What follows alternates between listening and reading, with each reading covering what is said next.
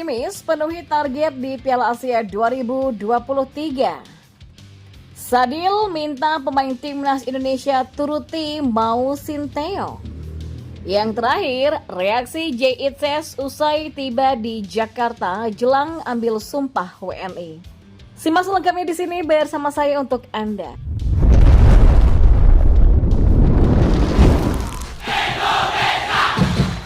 Ya, Sadil Ramdhani menghimbau rekan-rekannya di Timnas Indonesia bisa mentaati dan menuruti instruksi dari Sinteyong selama pemusatan latihan di Turki.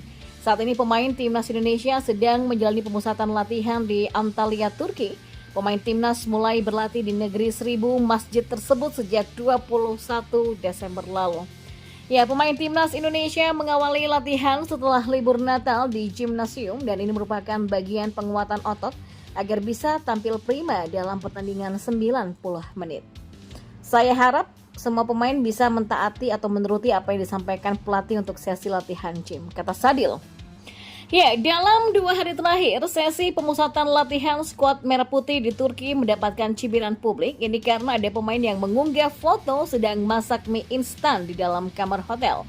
Hal ini pun langsung ditanggapi negatif sebab para pemain akan tampil di Piala Asia 2023 di Qatar. Netizen yang juga supporter Timnas Indonesia khawatir performa pemain tidak maksimal. Sementara pada saat yang bersamaan PSSI menyediakan pemusatan latihan jangka panjang di luar negeri, PSSI juga menyediakan makanan yang sesuai dengan kebutuhan nutrisi para pemain. Karena itulah pesan yang disampaikan Sadil soal mentaati instruksi Sinteyong sangatlah krusial. Pasalnya, semua supporter berharap Timnas Indonesia tampil garang di Piala Asia 2023.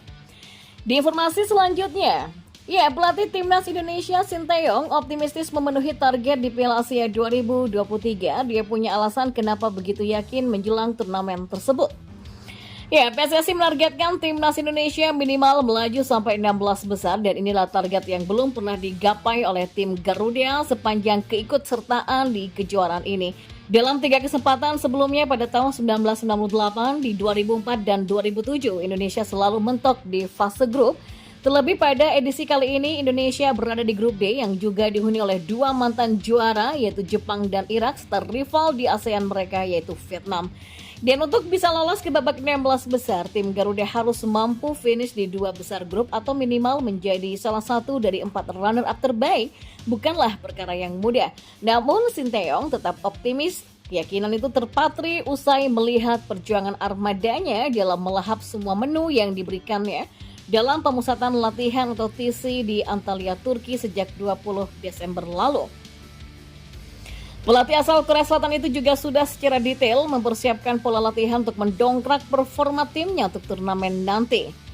Selain menggenjot fisik dan mematangkan taktik, Timnas Indonesia juga akan memainkan laga uji coba melawan Libya 2 kali pada 2 dan 5 Januari 2024.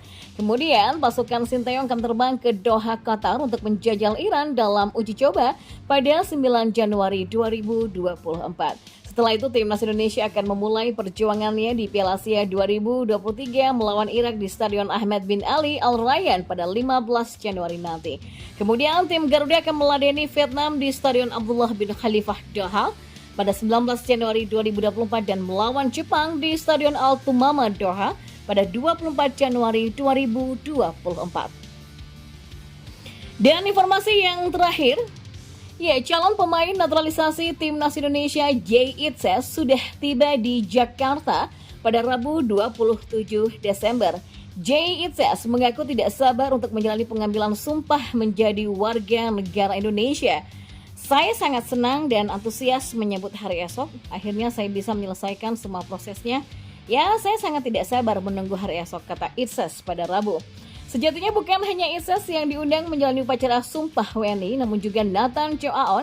Hanya saja pemain Swansea City ini berhalangan hadir untuk menghadiri undangan pengambilan sumpah WNI pada Kamis 28 Desember karena masih membela klubnya.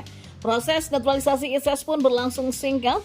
Pada awal Desember ini, Komisi 3 dan 10 DPR RI menyetujui pengajuan naturalisasinya. Sehari berselang paripurna DPR mengetuk palu persetujuan. Sebelum Jay, PSSI juga sudah merampungkan naturalisasi beberapa pemain keturunan seperti Jordi Amat, Sandy Wallace, Saini Patinama, Rafael Struijk, Ivar Jenner, dan juga Justin Hubner.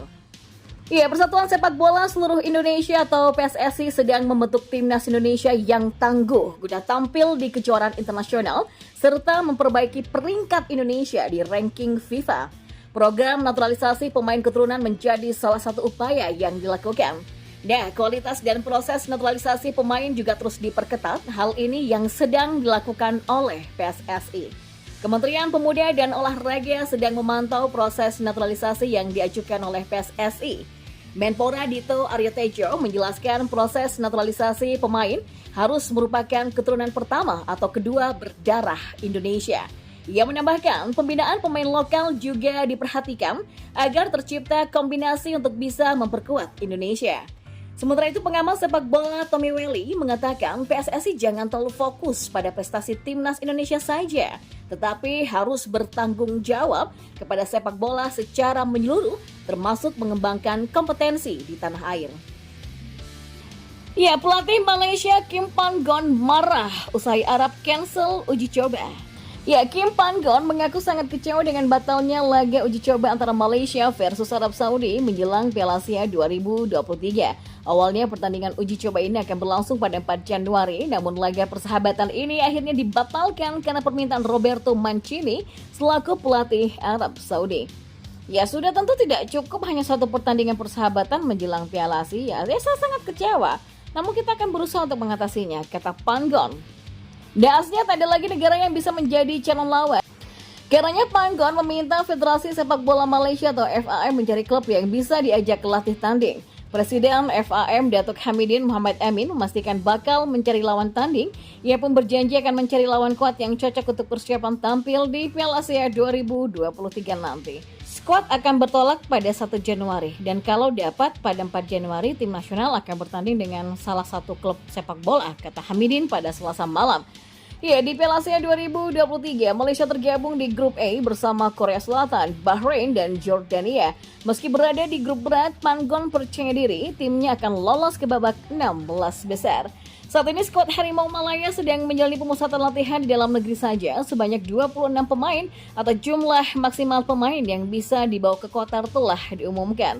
Dan sebelum menjalani pertandingan pertama Piala Asia 2023 dengan melawan Jordania pada 15 Januari, Malaysia akan beruji coba dengan Suriah. Laga ini akan berlangsung pada 8 Januari nanti.